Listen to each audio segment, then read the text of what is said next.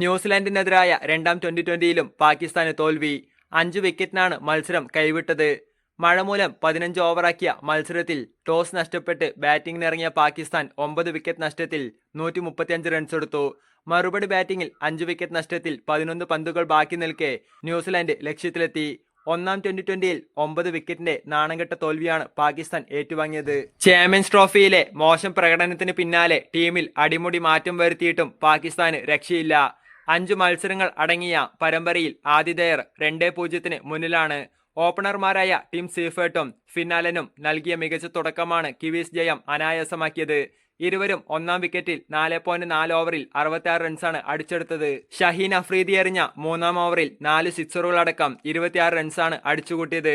Tim സീഫേർട്ട് 22 പന്തിൽ 5 സിക്സും 3 ഫോറും അടക്കം 45 റൺസെടുത്തു. 16 പന്തിൽ 5 സിക്സും 1 ഫോറുമടക്കം 38 റൺസാണ് ഫിൻ അലൻ നേടിയത്.